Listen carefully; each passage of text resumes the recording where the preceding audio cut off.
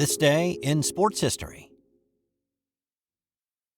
It's March 23rd, and on this day in 1963, the Saturday Evening Post printed a story about two men colluding to fix a football game. But this wasn't just any old gamblers. It was two very prominent and well-known people in the South. The Saturday Evening Post had been around since the 1820s and had grown to be one of the most widely circulated and most respected journalistic magazines in the early to mid-20th century. Norman Rockwell's illustrations graced the cover and made the magazine and Rockwell iconic. With the advent of television, though, in the 50s and proliferation of television sets in the 60s, circulation and readership dropped considerably. Well, the article that appeared in the edition released on this day contained a bombshell story that caught a lot of people's attention. It involved an overheard telephone conversation with Alabama's head football coach, Bear Bryant, and Wally Butts, the athletic director at the University of Georgia. The conversation had allegedly taken place on Friday, September 14, 1962, 8 days before the 1962 home opener for Alabama against the Georgia Bulldogs. So here is what allegedly happened, and it would help if you had some knowledge of how phones worked at this point in time, which I don't really have. This story predates me by nearly a decade, but in essence, it was a lot easier to get wires crossed and to be connected into other people's conversations. Most people, when they realized that they were listening to other people, would simply hang up. Well, on that Friday in '62, an insurance salesman by the name of George Burnett picked up the phone in his office in Atlanta, and he dialed a number in Alabama. It didn't connect, so he proceeded to try several more times. On his fifth try, he heard what he described as harsh electronic sounds, and then the voice of an operator, not talking to him, but to Butts. The operator told Butts that Coach Bryant was not available at the moment, but would he like to hold? And he said he did. Burnett was a football fan just like a lot of folks in the Deep South, and he recognized the names. Well, instead of hanging up, and unknown to the operator or anybody else that he was still on the line, he also held on. In a few minutes, Bryant came on the line and began a conversation with Butts, with Burnett eavesdropping. According to Burnett, Bryant asked Butts extensively about what Georgia was planning to do during the upcoming game on the 22nd. Bulldog player tendencies and tells, such as how the quarterback positioned his feet on pass plays as opposed to run plays, were discussed. Plays and formations, personnel, all that kind of stuff. After a few more minutes, Bryant and Butts hung up the phone. So, why was Butts, again the athletic director at Georgia, talking about what the Bulldogs were going to do with the opposing coach in the upcoming game? Well, the speculation went that in 1961, Butts had been forced out of the role of head football coach at Georgia by prominent alumni and replaced with Johnny Griffith. Butts was not happy with being replaced, and so figuring the only way to get rid of him was if he had a bad year, the phone call was subterfuge and sabotage. Burnett also speculated that a recent land deal that Butts had taken a bath in, losing more than $70,000 on a Florida orange grove, left him in a bit of a financial bind. Burnett ended up talking to a friend about what he'd heard, but both thought it best to just forget the whole thing. Well, 8 days later, the Alabama Crimson Tide crushed Georgia 35-0, which really was not that surprising. They hadn't lost a game since 1960, and they had Joe Namath starting his first game at quarterback for the Tide. Alabama had been favored in the game by 2 touchdowns, and they dominated, allowing just 37 yards rushing and only 79 yards through the air. They never got any closer than Alabama's 41 to scoring a touchdown. Georgia quarterback Larry Rakestraw was shell-shocked after the game, saying somewhat prophetically, "They seemed to know every play we were going to run." Other Georgia players told a local sports writer that the Alabama players taunted us, saying, "You can't run 88 pop on us." They knew what we were going to run and just what we had called. After reading the accounts of the game in the paper, George Burnett started to think about that conversation he'd overheard the previous week. He began to have second thoughts about setting aside his notes.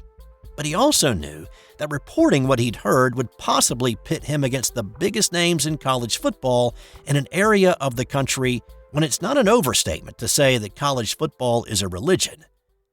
Burnett weighed his options for more than 3 months, until just after the new year, when he decided to talk with the man who'd been conspired against, head coach Johnny Griffith.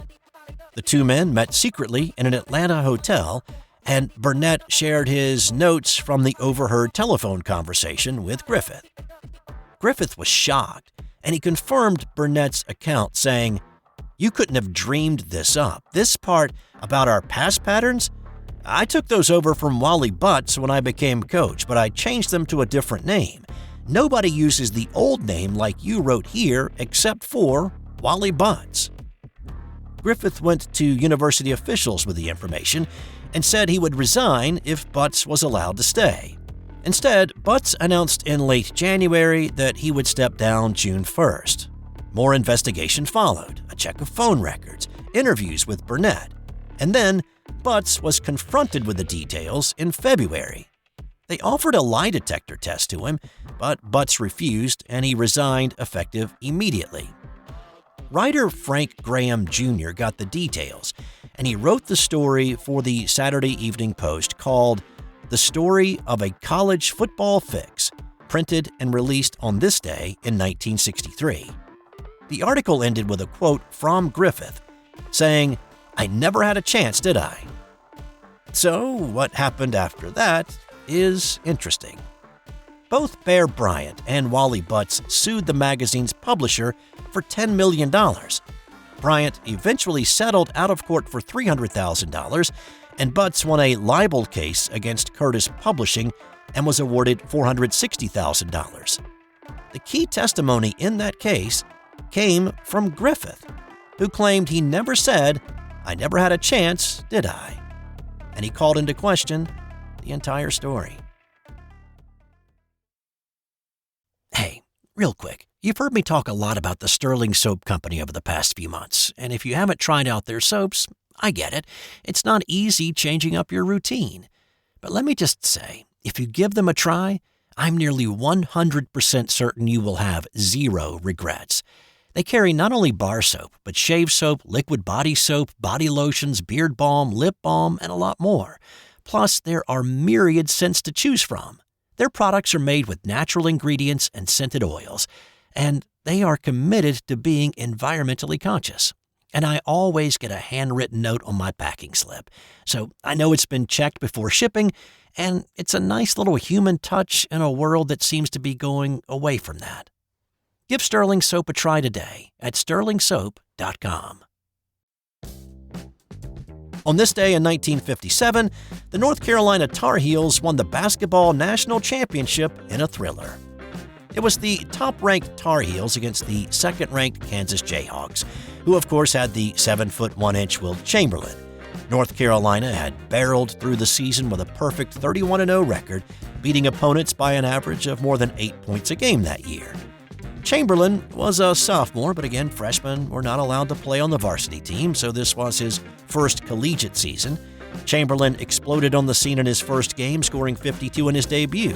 He finished the season averaging nearly 30 points and 19 boards a game, and he was a consensus first-team All-American. The Tar Heels had senior Lenny Rosenbluth, who averaged 28-9 that year and was also a consensus first-team All-American. The game was tight throughout, but with 1:45 to play, Kansas's Gene Elston hit a layup and was fouled by Rosenbluth. The bucket gave the Jayhawks a 3-point lead. The foul gave Rosenbluth his 5th of the night, and he was done.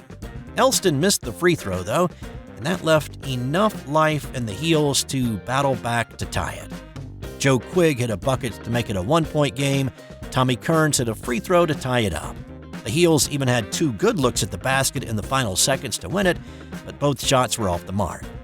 And so now, tied at 46, the game went into overtime. Each team managed just 1 bucket in the first OT, and then both went scoreless in the second OT. And in the third overtime, tied at 48, The Heels, without their senior All-American Rosenbluth, they needed somebody to fill that void if they were going to win the title, and that player turned out to be Joe Quigg. Down one with 6 seconds on the clock, Quigg was fouled, went to the free throw line, and calmly sank both to give Carolina the lead. On the final play, everybody in the building knew that they were going to try to get the ball to Wilt the Stilt.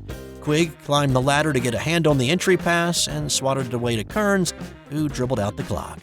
The Heels won 54-53, finished the season 32-0, and won their first national men's basketball title. Chamberlain scored 23 in the loss to lead all scorers.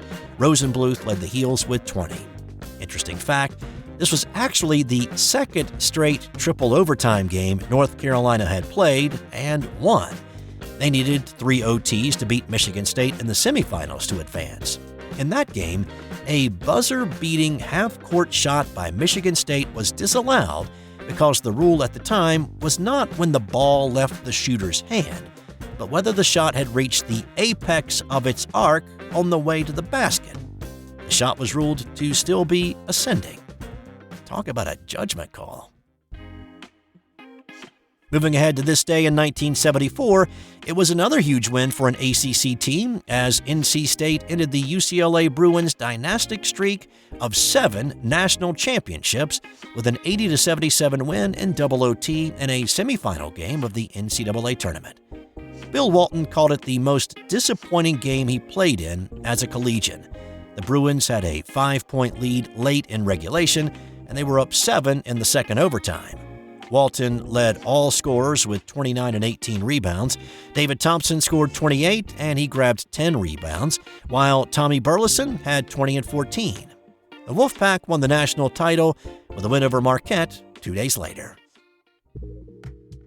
And with Alex Ovechkin just 6 goals away now from tying Wayne Gretzky's record for career goals, let's go back to this day in 1994 when Gretzky scored his 802nd goal, passing Gordie Howe as the NHL's all-time leader in goals scored.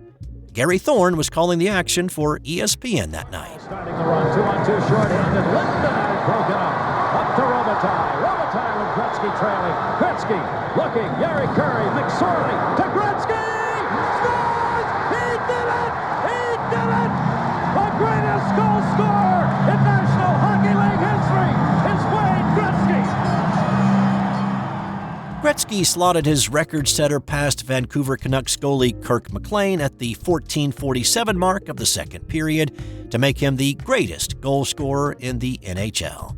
It was the 62nd NHL record that Gretzky had put his name on. And on this day in 1991, the World League of American Football kicked off its first season with games in Frankfurt, Germany, Sacramento, California, Birmingham, Alabama, Barcelona, Spain, and Orlando, Florida.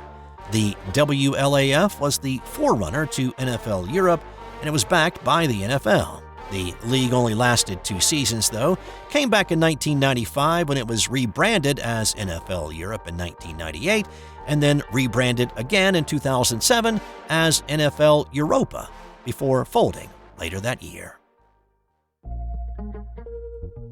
And time now for today's That's Got Nothing to Do with Sports fun fact. At one time, there was a samurai colony in America. Established in 1869, 22 Japanese settlers from samurai families staked a claim in Gold Hill, California. The settlement planted tea plants, mulberry trees, and bamboo with the idea that more Japanese people would be making the trip. But none ever did. The colony eventually collapsed with no record of what happened to them.